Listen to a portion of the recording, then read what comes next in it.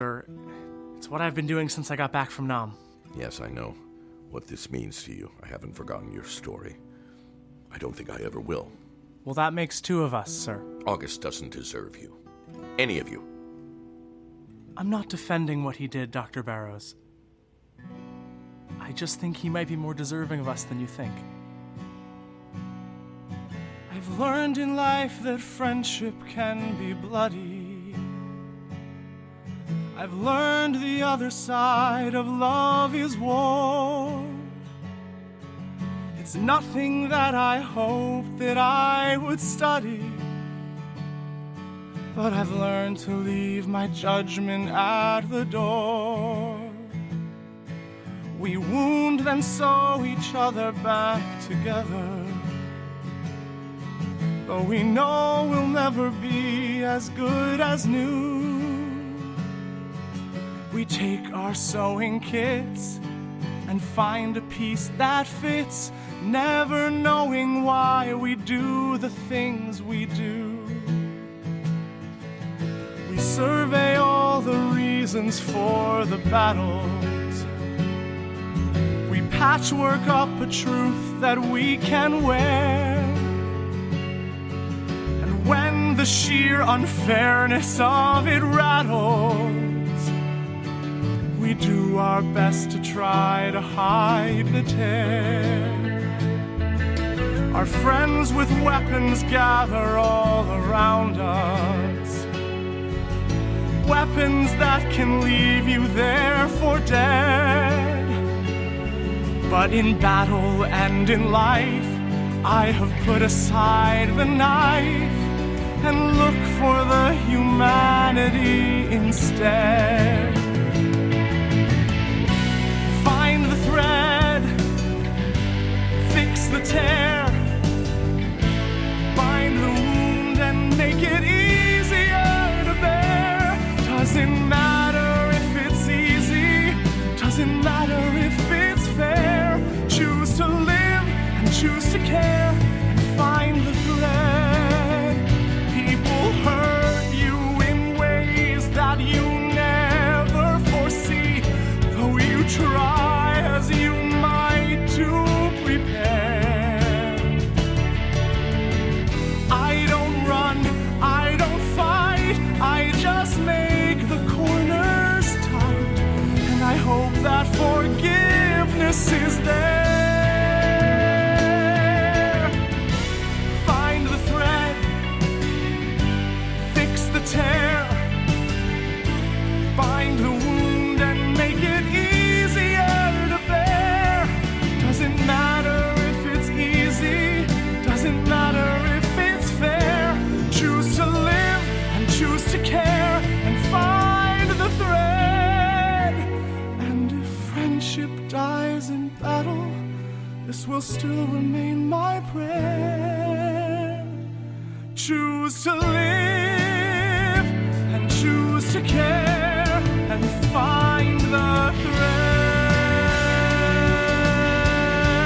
thread.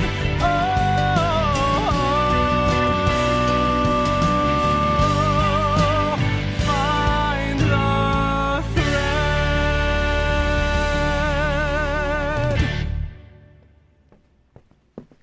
Scotty, where is everybody? Dr. Barrows. Scotty, would you mind giving Sam and me some time to talk? Not at all. I'll get out of your way. Really far out of your way. And Scotty, Yeah. thank you. Speaking with you has been a revelation. Sure. Dr. Barrows, I'll be doing the talking, Mr. August. You think you can just take anything you want, don't you? That's your entire philosophy of life, isn't it? If I want it, it's mine, no matter who it hurts. That's really I not... said I would be doing the talking. Let me tell you something about that approach to the world, Mr. August. It ends one way. You'll wind up being very successful. And you'll wind up being very empty inside. Show me a successful person, and I'll show you someone who's traded a good part of his soul, the best part of his soul. Do you know how I know this? From experience, that's how. You and I are a lot more alike than you might realize. I own a good portion of Plymouth, and I didn't get it from saying please. I know all about using people for what they can give me and then tossing them in the trash. I was doing it when you were in diapers. And just in case you thought you were so special to Elizabeth that she just couldn't resist your charm and good looks, Elizabeth has had a series of playthings since we've been married. She doesn't know that I know about them, but word eventually gets back to me, as it did in your case after your dust-up with Robert Catt. I'm not an idiot, Mr. August. I'm aware Elizabeth didn't marry a man 40 years her senior because he fulfilled her every need. I had the great love of my life. She died a long time ago. Elizabeth keeps me satisfied, and I look the other way when she seeks her own satisfaction elsewhere. However, no one plays me for a fool, and you will not be the first. When Cat came to tell me that he was going to go public with news about you and Lizzie, I came here planning to snuff you out, to show everyone in Plymouth the price of wronging me. I had every intention of canceling your last show and having you try to explain that embarrassment to whoever might consider hiring you in the future. But I'm not going to do that. Do you know why? No, I don't. Because your crew shouldn't be punished along with you. Your friend Scotty, a much better friend than you deserve, by the way, regardless of what he says, helped me to understand that. So, here's how this is going to go. You're going to put on the Music Man. You're going to deliver me the best box office receipts of the season because you're going to be promoting the show as though your life depends on it. And as soon as that curtain falls, you're going to leave Plymouth, never step foot in this town again. Understood? Dr. Barrows... This is all dependent on me being able to convince Cat that he needs to keep his mouth shut. And with all the leverage I have on him, that shouldn't be a problem. But if he's already started yapping about this, I will make an example of you. And one other thing. My friend from William Morris will no longer be coming to your final performance. Since you're so good at making alliances, you can get your own damned agent. Wait. Can I say one thing? If you insist, Mr. August. I just didn't know. Didn't know what? I didn't know that you pay for every single thing you want. Sometimes the cost is much too high. But the bill always comes due. Yes, it does, Sam. And if you learn that lesson now, maybe you can avoid some really big bills later.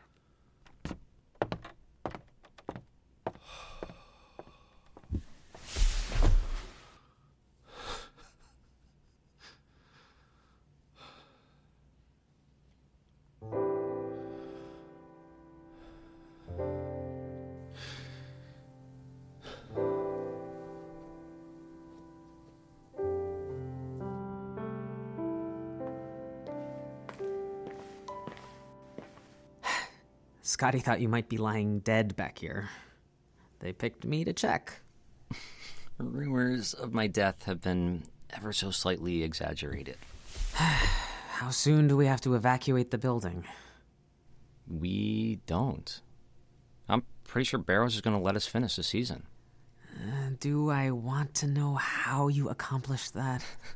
It wasn't me. It was Scotty. Scotty? I have no idea how he did it. I guess we all have our different kinds of magic. So, how much does everyone hate me? Oh, let's just say it led to some bumpy rides down memory lane. I promise I'm going to make it up to them. No one wants you to make it up to them, Sam. Thanks for doing what you did to protect Ellie. I would do it for any of you, you know? I'm not sure that's as reassuring as you want it to be, but thanks for doing what you did for Ellie. So, back to work? I'm gonna get a little fresh air first, but then, yes, back to work.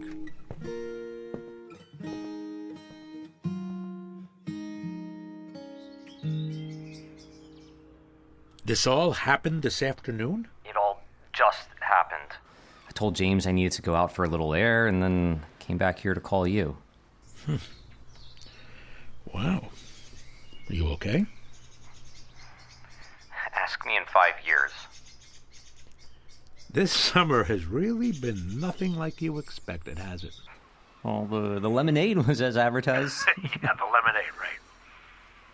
I really didn't anticipate any of it. Little did I know, right?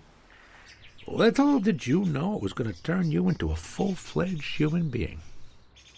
Wow. That's a surprisingly generous thing for you to say. I don't know why it's so surprising. Maybe because even when I have good news to report, you find a way to challenge me. Hey, that's my job, isn't it?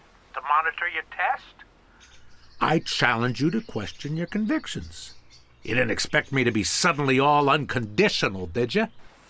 A little unconditional wouldn't hurt every now and then. Well, I will take your note under advisement. That's what you theater people call them, right? Notes? That's it? Yeah, notes. Hey, Dad? Yeah, son? Does it ever get simple? Not in my experience. Life really seems to be about doing your best job at managing the gray areas. Silver. Sorry. Silver, not gray. That's what Ellie calls it. Sounds better, right? Right. Then it's silver, Sam. Maybe the grays really will be silvers for you.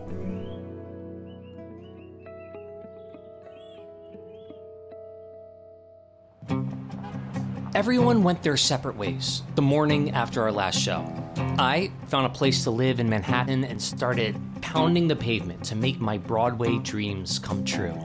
A big-time agent was impressed with my resume, especially what we did in Plymouth, and he got me lined up with some directing projects. I haven't made my Broadway debut just yet, but this guy seems to think I got a bright future. I've been trying to keep up with the crew, but everyone's been so busy and we haven't been able to plan a reunion. Still, from what I can tell, everyone is doing things that make them feel alive. Hi, it's JB. I wound up going back to school to get a PhD in public policy. Now I'm third in command at a non-governmental organization helping farmers earn a decent living. We've started calling it fair trade. Secunda here. I exchanged one stage for another kind of stage. The ones in arenas where rock bands pump out their tunes at 100 decibels. Well, lately I've been playing around with the sounds you can get when you hook a keyboard up to a computer. Ah! It's a brave new world, man! Hey, this is Scotty. Right after I left Plymouth, I got an apprenticeship. You know, working 20 hours a day for virtually no wages with a designer in New York. One day, a woman named Donna Karen approached me and said she wanted to steal me to work with her at Anne Klein. And the other day, Donna told me she wanted me to join her at the new company she was starting. Boy, I hope it works out. Hi, it's James. Doing these shows was a ton of fun, but I really needed to get my career started, and that meant leaving the theater behind. Those Microsoft guys in Albuquerque had a whole lot of crazy ideas, but they actually seemed to know what they were doing. Things have been going great, but now the company's moving to Seattle, and they've asked me to come along. I was a little reluctant because Albuquerque is really nice, but Ellie and I took a trip up there and fell in love with the city.